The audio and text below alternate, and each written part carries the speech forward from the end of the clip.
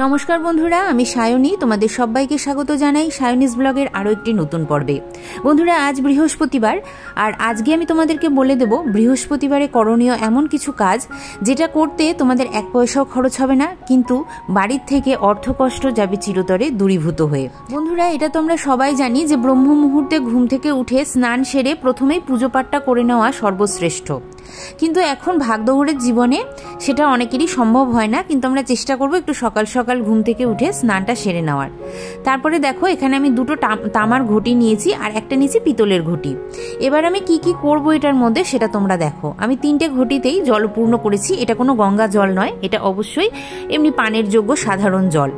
এবার দেখো, প্রথম ঘটিটাতে আমি একটু হলুদ গুঁড়ো মিশিয়ে দিচ্ছি, এবং দ্বিতীয় যে আমার পিতলের যে ঘটিটা ছিল সেটাতেও কিন্তু আমি হলুদ গুঁড়ো মেশাচ্ছি। আর তৃতীয় যে তামার ঘটিটা আছে এটাতে মেশাচ্ছি 1 চিমটি দুধ। এখানে হাফ চামচ মতন দুধ আছে, তো এটা একদম কাঁচা দুধ নিতে হবে। বন্ধুরা, প্রতি বৃহস্পতিবার যদি তোমরা এই জলের মধ্যে একটু দুধ মিশিয়ে নাও এবং সেটা যদি তোমরা বৃন্দা দেবী অর্থাৎ তুলসী মাকে যদি তুমি অর্পণ করো না, তাহলে এই যে তোমরা বলো না যে প্রচুর টাকা আয় হচ্ছে কিন্তু থাকছে না, আবার অনেকে বলো যে আয়ের পথে ভীষণ বাধা আসছে, তো সেটা কিন্তু তোমাদের একেবারে দূরীভূত হয়ে যাবে। এই যে দেখো, আমি বৃন্দা দেবীর যে টপটা আছে তাতে কিন্তু আমি দুধ মিশ্রিত জলটা দিয়ে দিলাম। তো এটা দিলে কি হবে? এটা দিলে কিন্তু অবশ্যই আমাদের বাড়ির থেকে দুঃখ দারিদ্রতা দূর হবে, আয়ের পথ খুলতে থাকবে। এবার দেখো, আমরা সূর্য প্রণাম দেব। তো যাদের খোলা আকাশ আছে, উঠোন আছে, বাড়িতে বড় ছাদ আছে, তারা তো সেখানেই তোমরা সূর্য প্রণাম করে নাও। তো আমাদের যাদের ফ্ল্যাট বাড়ি অত কিছু নেই, আর আমার ব্যালকনিটাও পশ্চিম দিকে, তো সেদিকে তো সূর্য প্রণাম দেওয়া যায় না। তো সেই জন্য আমি এখানে একটা দেখো পাত্র নিয়ে নিয়েছি, আর তার মধ্যে এই যে হলুদ মিশ্রিত যে জলটা আছে আর তার মধ্যে একটু লাল ফুল নিয়েছি, এটা দিয়ে আমি সূর্য প্রণাম দিলাম। আচ্ছা, সব থেকে আগে বলি যে সূর্য প্রণামে তোমরা অনেকেই লাল সিঁদুরের গুঁড়ো মেশাও, তারপরে অনেকে অনেক কিছু মেশাও, দূর্বা মেশাও। তো সেটা তোমরা অন্যান্য দিন করবে, কিন্তু বৃহস্পতিবারে এরকম জলের মধ্যে হলুদ মিশিয়ে তোমরা সূর্য নারায়ণ ভগবানকে নিবেদন করবে, কেন সূর্যদেবকেও কিন্তু নারায়ণ ভগবানেরই একটি প্রতীক বলে মনে করা হয়। এবং বৃহস্পতিবারে যদি তুমি এই কর্মটি করো তাহলে অবশ্যই তোমার ঊর্জা যেটা আছে না সেটা অনেক অনেক সুন্দর হতে থাকবে, পজিটিভ হতে থাকবে, এবং তুমি সবাইকে আকৃষ্ট করতে পারবে। তো তুমি যদি অফিসে বা দোকানে বা ব্যবসার জায়গায় সবাইকে আকৃষ্ট করতে পারো, তাহলে কি হবে? মাতা লক্ষ্মী তোমার উপরে সন্তুষ্ট হবেন এবং তোমার প্রচুর প্রচুর আয় রোজগার কিন্তু বাড়বে। এরপরে দেখো, আমি মন্দিরটা পরিষ্কার করে নিচ্ছি। একটাই কথা বলবো বন্ধুরা, যে যেখানে মা লক্ষ্মী বাস করেন সেই জায়গাটা কিন্তু আমাদেরকে সপ্তাহে অন্তত একবার পরিষ্কার করতে হবে। তোমরা যদি অনেকেই আছো যারা মা লক্ষ্মীর ঘট পাতো না, তারাও কিন্তু বুধবার দিন করে নিজের যে মন্দিরটা থাকবে সেটা পরিষ্কার করে নেবে। আর যারা ঘট তোলো বৃহস্পতিবার করে, তুলে আবার নতুন ঘট পাতো, তো তারা আমার মতন এরকম বৃহস্পতিবার করে একদম মন্দিরটাকে ডিপ ক্লিন করে নেবে। এরপর বন্ধুরা দেখো, আমি একটা লাল রঙের কাপড় পেতে নিয়েছি। এখানে আমি সমস্ত দেবদেবীদেরকে নামিয়ে নিয়েছি। এখন প্রচণ্ড গরম, তোমরা মানে সপ্তাহে অন্তত একদিন দেবদেবীকে একদম মানে পুরোপুরি এরকম জামা কাপড় চেঞ্জ করিয়ে স্নান করাবে। তো দেখো, এখানে আমি জল নিলাম, জলের মধ্যে কিছু সুগন্ধি দ্রব্য আমি মিশিয়ে নিচ্ছি, গোলাপ জল, অঘরু, এগুলো তো থাকবেই। তো বন্ধুরা জানো তো, ঠাকুর মন্দিরটা হচ্ছে আমাদের কিন্তু বাড়ির সব থেকে পজিটিভ জায়গা। আর ঠাকুররা যদি সারাক্ষণ এরকম সুগন্ধে মানে সারাক্ষণ মম করে, তাহলে কিন্তু সেখান থেকে প্রচুর পজিটিভ এনার্জি আসে। এমনিই ঠাকুর ঘরটা তোমার পজিটিভ, আর সেখান থেকে যদি তোমার এই ধরনের সুগন্ধ সবসময় বেরোতে থাকে, তোমার নাকে যদি সারাক্ষণ সেই ঘ্রাণটা যখন তুমি নিচ্ছ তখন যদি সুগন্ধ তোমার নাকে এসে ঢোকে, এবং বাইরে থেকে যে লোকরা আসছে তাদের নাকে যদি সেই সুগন্ধটা সবসময় মানে ঢুকতে থাকে, তাহলে কিন্তু সেই বাড়ির বাতাবরণটা অনেক পজিটিভ হয়ে যায়। কেউ যদি কোনো রকম ক্ষতি করার চেষ্টা করে না, শেষ কিন্তু সেটা করতে পারে না। অনেক সময় দেখবে অনেকের নজর কু থাকে, মানে তোমার বাড়িতে হয়তো ঘুরতে এসে হয়তো সে মানে প্রচণ্ড জেলাস হয়ে যাচ্ছে, প্রচণ্ড ঈর্ষা করছে তোমাকে, তারপরে তোমার ক্ষতি চাইছে, তো সেই জিনিসটা কিন্তু কিছুতেই প্রবেশ করতে দেয় না এই জিনিসগুলো। এরপরে দেখো, আমি মা সরস্বতীকেও এখানে বসিয়ে নিচ্ছি। আর একটা জিনিস বলবো বন্ধুরা, তোমরা ঠাকুর মন্দির এই দিন পরিষ্কার করতে পারো, কিন্তু বাড়িতে ঝুলঝাড়া বা তোমার প্রচণ্ড ডিপ ক্লিন করা এই জিনিসগুলো বাড়িতে তোমরা এই দিনটা করবে না। প্রচুর জামা কাপড় কাচা এই দিন রাখবে না, সাধারণ যেটা পরনের জামা কাপড় আছে সেটা কেচে নিতে পারো। আর একটা বলবো, মাথা ঘষা বা ছেলেরা শেভিং করা এই জিনিসগুলো এই দিনটা করবে না। এবার দেখো শিবলিঙ্গ আমি বসিয়ে নিয়েছি, আর এটা হচ্ছে অষ্টগন্ধা চন্দন। তোমরা সবাই জানো অষ্টগন্ধা চন্দন দিয়েও কিন্তু ভীষণ সুন্দর একটা গন্ধ বেরোয়। তো আমরা কি করব, এই স্নানের যে জলটা আছে মহাদেবের, তো সেই স্নানের জলে আমরা আজকে অষ্টগন্ধা চন্দন মিশিয়ে নেব। কখনোই কিন্তু হলুদ জল ঢালবে না, বা কোনো পাত্রে যদি হলুদ জল নেও তো তাহলে সেই পাত্রটা কিন্তু একটু ভালো করে ধুয়ে নেবে। যেমন আমার এই পাত্রটাতে একটু আগে আমি হলুদ মিশিয়েছিলাম, তো পাত্রটা কিন্তু ভালো করে ধুয়ে নিয়ে এসে তারপরে মহাদেবকে এই চন্দনের জল দিয়ে সুন্দরভাবে স্নান করাচ্ছি। তোমরা শ্বেত চন্দনের গুঁড়োও দিতে পারো, সেটাতেও ভীষণ সুন্দর গন্ধ হয়। এরপরে দেখো লাড্ডু গোপাল আছে আমার বাড়িতে, তো লাড্ডু গোপালকে স্নান করাবো। বৃহস্পতিবার বন্ধুরা হলুদ রঙের ভীষণ মাহাত্ম্য থাকে। তোমরা হলুদ রঙের জামা কাপড় এদিন পরতে পারো, বিভিন্ন তোমাদের যদি অফিস বাজার সেদিন থাকে তাহলে হলুদ জামা কাপড় পরেও কিন্তু সেদিন যেতে পারো।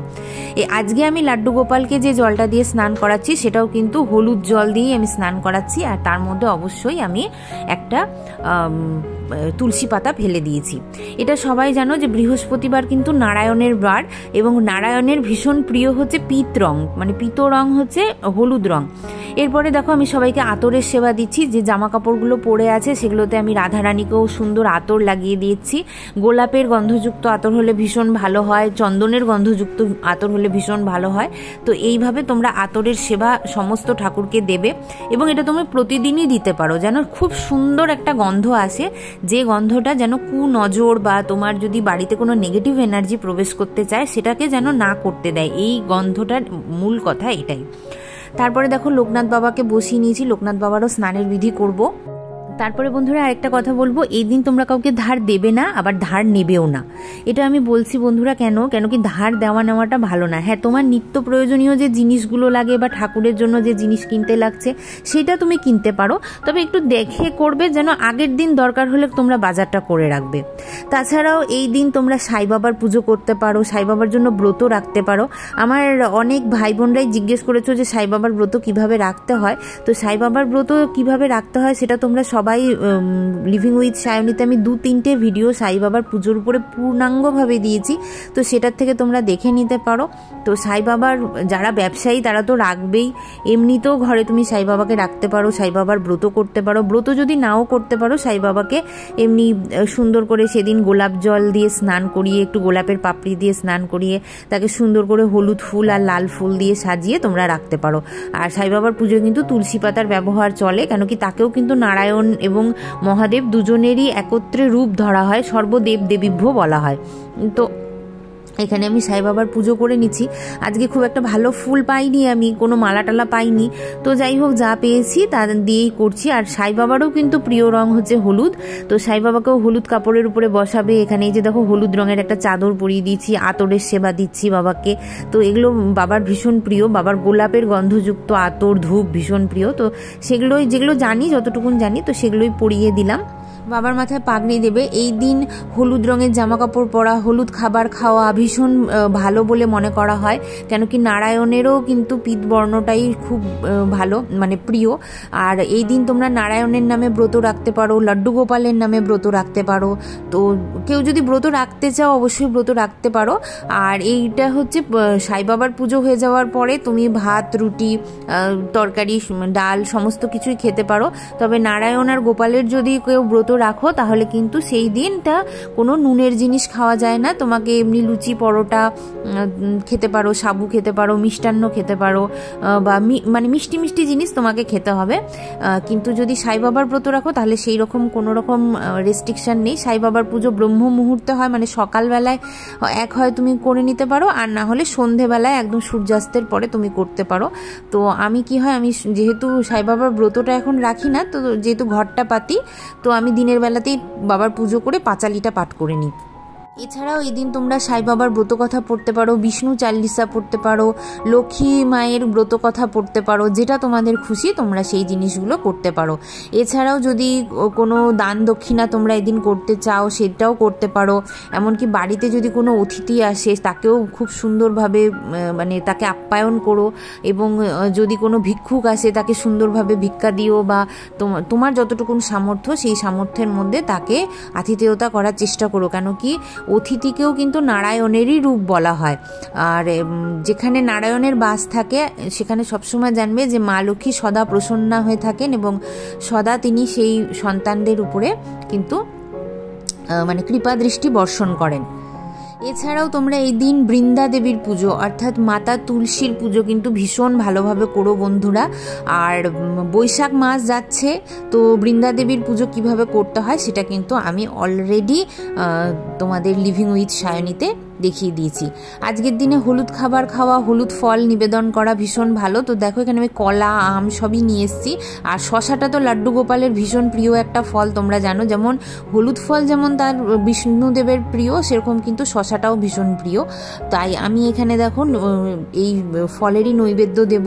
আর আমাদের বাড়িতে নিয়ম আছে চালের নৈবেদ্য দেওয়ার, প্রত্যেক বৃহস্পতিবার করে চালের নৈবেদ্য দেওয়া। আরেকটা কথা বলবো যে তোমরা, আমার বাড়িতে কলা গাছ নেই বলে এই নিয়মটা আমি তোমাদেরকে দেখাতে পারছি না, আমি বলে দিচ্ছি একটু পরে কি নিয়ম করবে। তার আগে দেখো এখানে আমি একটি বাটি নিয়েছি। এই বাটির মধ্যে এমনি নর্মাল একটু জল নেব।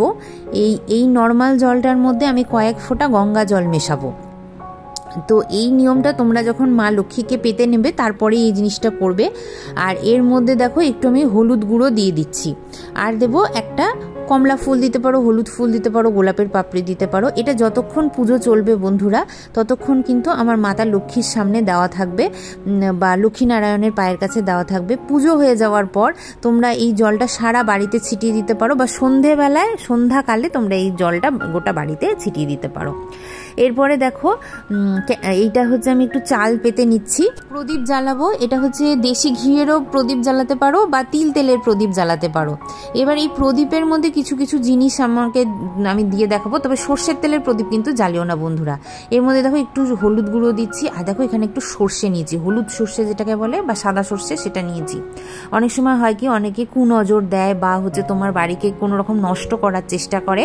এই ধরনের প্রদীপ যদি প্রতি বৃহস্পতিবার জ্বালাও বন্ধুরা, এই নজর দোষ বা তোমার যদি কেউ অনিষ্ট করার মানে কালা জাদু বা ব্ল্যাক ম্যাজিক করার কেউ চেষ্টা করে, সেটা সে করতে পারবে না। সেটা কিন্তু তার মানে একদম ফেলিওর হয়ে যাবে। সে তোমার বাড়িতে এই জিনিসটা, কোনো খারাপ জিনিসকে ঢুকতেই দেবে না।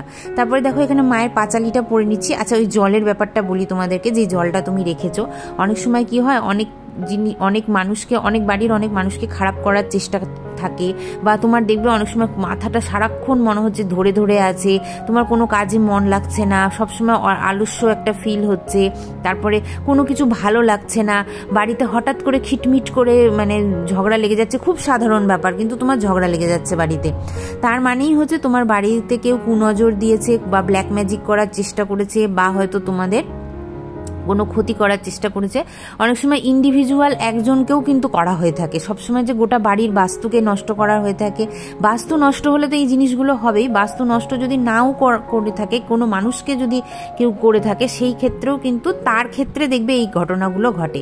তো এই জলটা যখন তুমি পুজোর সময় ঠাকুরের কাছে রাখছো এবং তারপরে যখন গোটা বাড়িতে এটা পুজোর পরে তুমি ছিটিয়ে দিচ্ছ, ওই জিনিসগুলো দেখবে একদম কেটে যাবে। এবং যার ওই ধরনের সারাক্ষণ জাম্প হয়ে থাকছে, ধরে থাকছে, তারপরে তোমার হচ্ছে খিটখিট লাগছে, হঠাৎ করে বাড়িতে অশান্তি লেগে যাচ্ছে, এই জিনিসগুলো কিন্তু ধীরে ধীরে দূরীভূত হতে থাকবে। এটা আমি সন্ধেবেলার জিনিস দেখাচ্ছি। সন্ধেবেলায় আমি গোপাল সোনাকে একটু খাবার দিচ্ছি। এই যে দেখো মিষ্টি দিলাম ওদেরকে খাবারে। তো বন্ধুরা দেখো ছোট ছোট অনেক নিয়ম বলে দিচ্ছি, এই নিয়মগুলো যদি তোমরা পালন করো, যদি ভিডিওটা দেখো বা তাহলে কিন্তু তোমাদেরই উপকার হবে। আমি যতটুকুন যা উপকার পেয়েছি, আমি যতটুকুন যা জেনেছি, তার উপরে কিন্তু তোমাদেরকে এই জিনিসগুলো আমি বলার চেষ্টা করছি।